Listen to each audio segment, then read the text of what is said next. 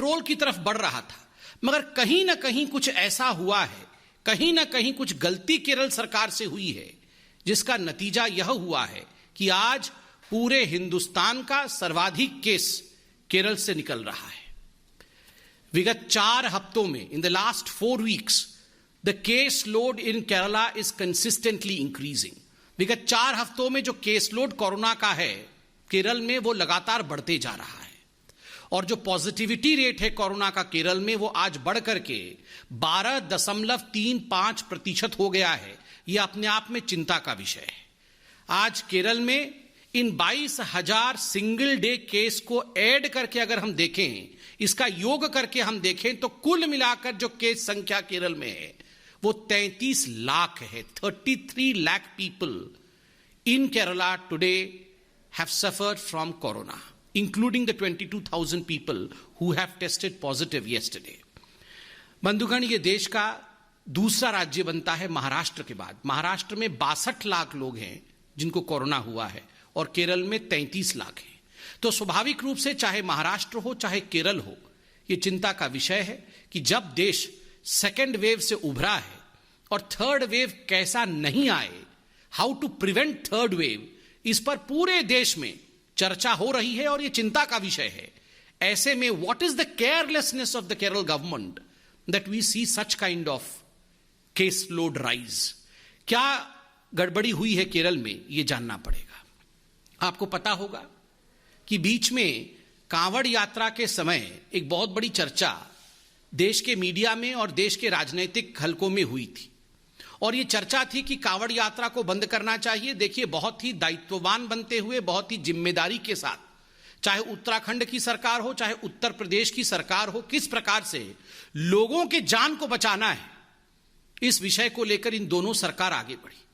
Supreme court ने जो भी हिदायतें दी उसका पालन किया गया, मगर बकरा ईद के समय जो रिलैक्सेशन 3 दिन का केरल सरकार ने दिया, उस पर सुप्रीम कोर्ट ने भी चिंता जताई थी। और सुप्रीम कोर्ट ने कहा था, we direct the Kerala government to give heed to article 21, read with article 144 of the constitution of India and follow our orders given in the Kanwar Yatra case. Kanwar यात्रा में हमने जो हिदायतें दी है, हमने जो फैसला सुनाया है, केरल सरकार को चाहिए कि वो उन हिदायतों का, उन एडवाइजेस का और उस फैसला का पालन केरल में भी करे बकरा ईद के समय। मगर दुख के साथ मुझे कहना पड़ रहा है, तुष्टीकरण की राजनीति जीती और सुप्रीम कोर्ट के इस हिदायत को केरल की सरकार ने पालन नहीं किया। नतीजा 22,000 केस आज केरल के अंदर आए हैं। नतीजा आज केरल एक दूसरे वेव की ओर बढ़ रहा है। ये तुष्टीकरण, आप सोचिए किस हद तक हमारे राजनेताओं को क्या क्या करा सकता है। मुझे तकलीफ हो रही है कहते हुए कि आज कोई भी ऐसा पॉलिटिकल पार्टी नहीं है, बीजेपी को छोड़कर, जो केरल के इस परिस्थिति पर चिंता व्यक्त करे और जो केरल को और हमारे तथाकथित लिबरल पॉलिटिशियंस को, जो तुष्टीकरण की आड़ पर अपने आप को लिबरल कहते हैं, उनको आईना दिखाने का काम करे। मैं धन्यवाद करता हूं मीडिया का, जिन्होंने इस विषय को आज अखबार के माध्यम से और आज न्यूज के माध्यम से उठाया है और हमें जागरूक करने का काम किया है। ठीक उसी प्रकार आप राजस्थान में देखिए, आपको जान के आश्चर्य होगा कि राजस्थान में उनके जो स्वास्थ्य मंत्री हैं, खुद स्वास्थ्य मंत्री रघु शर्मा जी, वो कल अपना जन्मदिन मनाते हुए इंदौर के ऑडिटोरियम में, इंदौर शहर के ऑडिटोरियम, एक इंडोर ऑडिटोरियम है राजस्थान में, तो उस इंडोर ऑडिटोरियम में वो अपना जन्मदिन मना रहे हैं और सैकड़ों लोगों को उन्होंने उसमें हाजिर किया है। अभी यह भी मीडिया में चल रहा है कि मंत्रिमंडल का फेरबदल राजस्थान में हो सकता है। तो शक्ति प्रदर्शन करने के लिए कि हमारे पास ज्यादा लोग हैं, यह दिखाने के लिए रघु शर्मा जो स्वास्थ्य मंत्री हैं, वो जिस प्रकार का व्यवहार कर रहे हैं, सैकड़ों लोगों को कहीं ना कहीं वो खतरे में डाल रहे हैं कोविड रिस्ट्रिक्शंस हटा करके। स्कूल कॉलेजेस राजस्थान में बंद है, किंतु आप देखिए राजस्थान में खुद स्वास्थ्य मंत्री और उनकी सरकार लोगों की जान को खतरे में डाल रही है। और वैसे में आज राहुल गांधी और कुछ विपक्ष के नेता जब सवाल पूछने संसद के पटल को छोड़ करके संसद के बाहर आते हैं और सवाल पूछते हैं, तो इन सवालों का जवाब जनता भी देना चाहती है और हम भी चाहते हैं इन सवालों का जवाब राहुल गांधी को दिया जाए। राहुल जी, आपने कहा कि आज पूरा विपक्ष जो है वो पूरा विपक्ष आज एक हो गया है और एक होकर ये कुछ सवाल पूछ रहा है। राहुल जी, ये तथाकथित विपक्ष एक कब नहीं था? आज ममता जी भी चाय पी रही हैं सोनिया गांधी जी के साथ, आप कह रहे हैं कि हम सब एक हो गए। आप याद करिए 2018 में कर्नाटक में किस प्रकार ये तमाम विपक्ष के नेता एक दूसरे के हाथ पकड़ करके मंच पर मौजूद थे। ममता जी, मायावती जी, सोनिया जी, ये सारे लोग मंच पे मौजूद थे और कह रहे थे हम तमाम नेता एक होकर भारतीय जनता पार्टी को हराएंगे, हम मोदी जी के विचारधारा के खिलाफ अपनी आवाज को बुलंद करेंगे। क्या नतीजा हुआ? क्या नतीजा हुआ? जनता जनार्दन है। राहुल गांधी, अखिलेश जी एक साथ साइकिल में बैठे थे, दो अच्छे लड़के यूपी के निकले थे साइकिल पे। क्या नतीजा हुआ उस साइकिल यात्रा का? क्या नतीजा हुआ इन सबके गठबंधनों का? कुछ नतीजा नहीं निकला। 2019 के लोकसभा से पहले भी कलकत्ता के अंदर किस प्रकार ये तमाम नेता पुनः एक बार एक हो गए थे कि हम विपक्षी लोग सब एक हो गए। क्या चाहते हैं ये जो विपक्ष है जिनको आज आप देख रहे थे, ये क्या चाहते हैं? ये इन तमाम लोगों की एक ही मंशा है अपने परिवार को बचाने की। बस आपको क्या लगता है अखिलेश यादव जी की पार्टी क्या चाहती है कि भारत का जो है स्वर्णिम युग वापस आ जाए? कदाचित नहीं। वो सिर्फ इतना चाहते हैं कि हमारे बच्चे कैसे सेटल हो जाएं। आपको क्या लगता है लालू प्रसाद यादव जी की पार्टी क्या चाहती है कि पूरे हिंदुस्तान में चमचमाती सड़कें बन जाएं? कदाचित नहीं। वो सिर्फ इतना चाहते हैं कि हमारे दो बेटे कैसे बस ठीक ठाक लग जाए, किनारे लग जाए, राजनीति में आ जाए। आपको क्या लगता है शिवसेना क्या चाहती है कि किस प्रकार से महाराष्ट्र उन्नत महाराष्ट्र बन जाए? बिल्कुल नहीं। वो सिर्फ किस प्रकार परिवार आगे बढ़े उसकी चिंता करती है। आपको क्या लगता है कि ये कांग्रेस पार्टी, सोनिया जी, प्रियंका जी, राहुल जी घर में बैठ के ये चिंता करते होंगे कि फिर से हिंदुस्तान को सोने की चिड़िया बना देनी है?